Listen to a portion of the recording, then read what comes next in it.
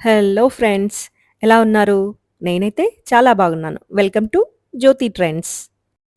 ఇప్పుడైతే నేను బోటి ఫ్రై చేయాలనుకుంటున్నాను. అదేనండి మన తెలంగాణ వాళ్ళకైతే ఎంతో నచ్చే బోటి ఫ్రై అన్నమాట. అబ్బే!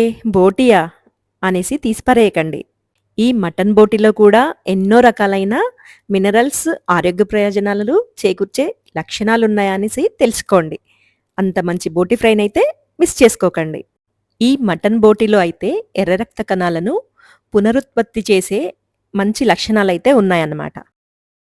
అలాగే ఇమ్యూనిటీని పెంచే మటన్ బోటీ సహజంగా మనం కొన్ని పోషకాలను సరిగ్గా తీసుకోకపోవడం వలన రోగనిరోధక శక్తి తగ్గుతుంది. అలా మటన్ బోటీ తిన్నవారిలో రోగనిరోధక శక్తి అనేది గణనీయంగా పెరుగుతుందని కొన్ని సర్వేలు చెప్తున్నాయి.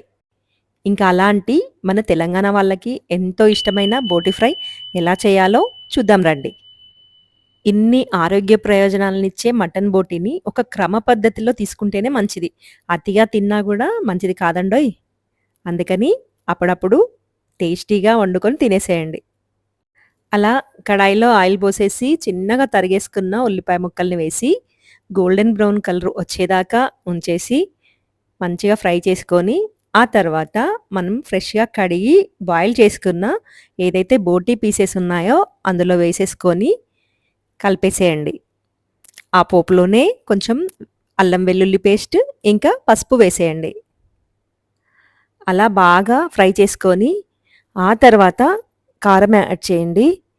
ఫస్టే కారం యాడ్ చేశారనుకోండి, ఆ కారం అనేది బ్లాక్ అయిపోయి టేస్ట్ అనేది పోతుంది. అందుకని ఎండ్ మూమెంట్‌లో ఒక 10 మినిట్స్ ఉంది అన్నప్పుడు అప్పుడు మీరు కారం యాడ్ చేయండి.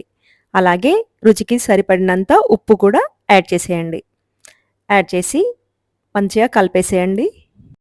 ఈ ఏదైతే బోటీ ఉందో అది అసలు ఉడకదన్నమాట.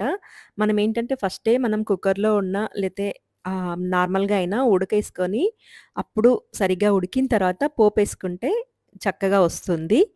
డైరెక్ట్ వేయకూడదు బోటీని. అలాగే ఇందులో ధనియా పౌడర్ ఇందులోనే మిక్స్ చేశాను. ఏంటంటే యాలకులు, దాల్చిన చెక్క, లవంగాలు యాడ్ చేశాను. ఆ పౌడర్ అనేది వేసేసుకొని ఇంకా చివర్లో కొత్తిమీర వేసేసి సర్వ్ చేసుకోవడమే. అలాగే ఎలా ఉందో కామెంట్‌లలో చెప్పండి. మీరు కూడా ట్రై చేయండి.